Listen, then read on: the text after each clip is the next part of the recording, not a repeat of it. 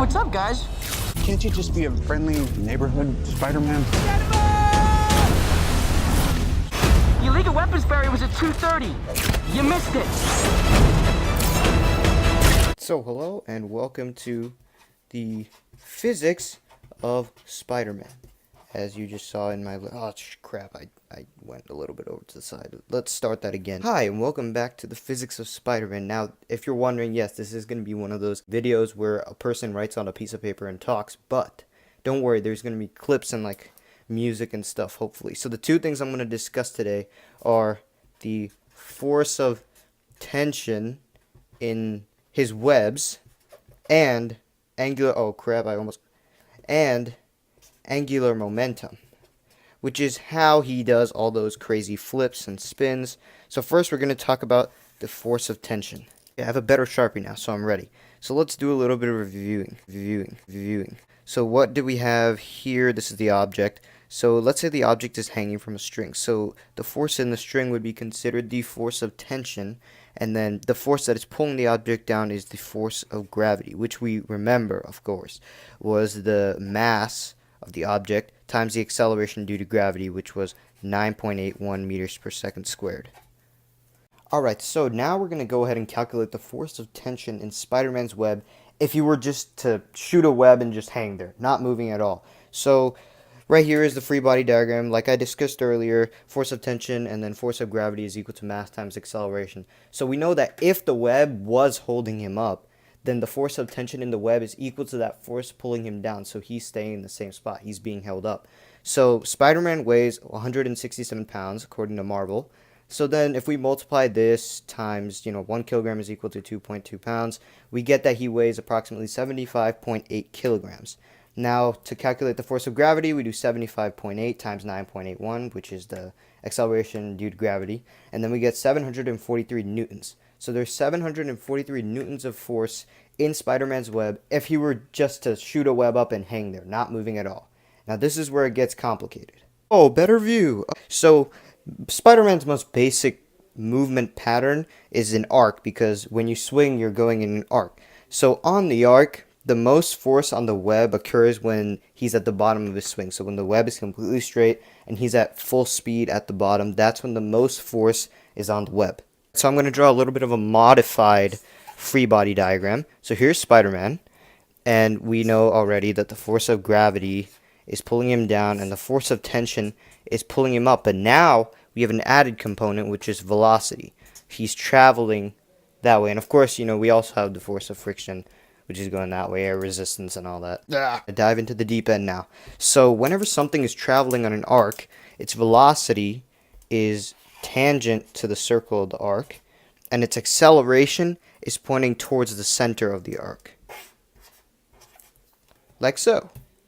Alright, so transferred to our Spider-Man example over here, upside down, this is what we're going to end up with. So this is the arc that he travels along. These two represent the radius of the circle of the arc. If the arc was a circle, that would be the radius. And S is the distance that Spider-Man travels in the arc. So as you can see, we have velocity here and we have velocity here. And this represents our change in velocity. So now it's about to get super complicated. So if we use this diagram over here, which I just explained, we can come up with these two, which are two triangles made using these. So this triangle right here, so you can see I just put it right there. And then using these three velocity arrows, that actually forms another triangle, which is right here. So these two triangles are similar, and using that, a formula is derived, which is this. I'm not sure what the name is, but this formula. So S over R is equal to the change in velocity divided by velocity. And then from this formula is derived this formula. If you simplify that formula, you derive... My camera stopped working. So as I was saying, from this formula, we derive this formula, which is velocity squared divided by the radius is equal to the change in velocity over the change in time. And then we know that the change in velocity divided by the change in time is acceleration, right? Yeah. Let's write that in there. And now the math part is almost done. Alright, so now we can use this formula, v squared over r, to find the tension in the web. So we have to factor in Spider-Man's mass, obviously. So Spider-Man's mass is 75.8 kilograms. And then his average swing velocity, we're going to set it as 15 meters per second. And that's around 35 miles per hour. So that's like a car going through traffic, right? Just regular speed, and then the radius of the web arc. For this example, we're going to set it as 10 meters, which is around 30 feet. So now, if we plug this all into the formula, the mass, and then the swing velocity squared over web arc, then we'll get 1,705.5 newtons of force in Spider-Man's web when he's going at 15 meters per second on a 30-foot web.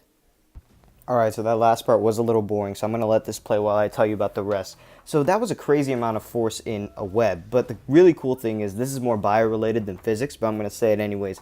The cool thing is that actual regular spider silk, like found in nature, can support Spider-Man swinging through the city. It's actually incredibly strong, 1.75 gigapascals per meter squared. So that's like 1.75 billion newtons per square meter. So if Spider-Man were to use a width of spider web that's 1 inch, he could swing through the city and swing through the buildings because it can support approximately 100,000 newtons of force. So that's basically 20,000 pounds of force on the end of the web. So natural spider silk can work as Spider-Man's web. Alright, so that answers the first part. Now let's get into angular momentum. How does Spider-Man, or any person for that matter, flip around and spin and do, twists, flips, and all that stuff? So I'm going to define some terms. Don't worry, this is the last time in this video that you'll see a white piece of paper, probably. So angular momentum is the product of moment of inertia and angular velocity. So what is the moment of inertia? Moment of inertia is the quantity expressing a body's tendency to resist angular acceleration. Now, this all seems obscure right now, but don't worry, I'll explain it in a real-world context in a second. So, what is torque? Most people probably know what torque is already. It's a twisting force that causes a rotation. So, if you jump in the air and spin, you are basically creating torque. And then, the conservation of angular momentum. This law basically states that angular momentum will always stay the same unless it's acted upon by an external torque or an other rotational force. Okay, so right here I'm going to show you a spin in which my moment of inertia is really high, alright? So my arms are out and there's a lot of air resistance. Just watch this. Alright, so now in this spin I'm going to decrease my moment of inertia by pulling my arms in after the first 360 degrees. Watch this. So now I'm going to explain to you why moment of inertia is so important when you're doing flips or spins, dives, anything acrobatic. So the point of bringing that moment of inertia down is to make sure that your body makes it through that full movement so you don't, face plant or something. So what you're essentially doing is you're lowering your body's resistance to that angular acceleration, which you're providing by twisting your arms or throwing your hands. So this allows you to in turn do the flip, and you're creating torque by using your hands and such.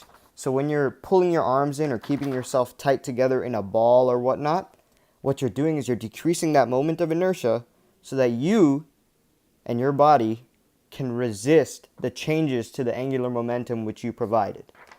So that's my project. Thank you for listening, and I hope that it was enlightening.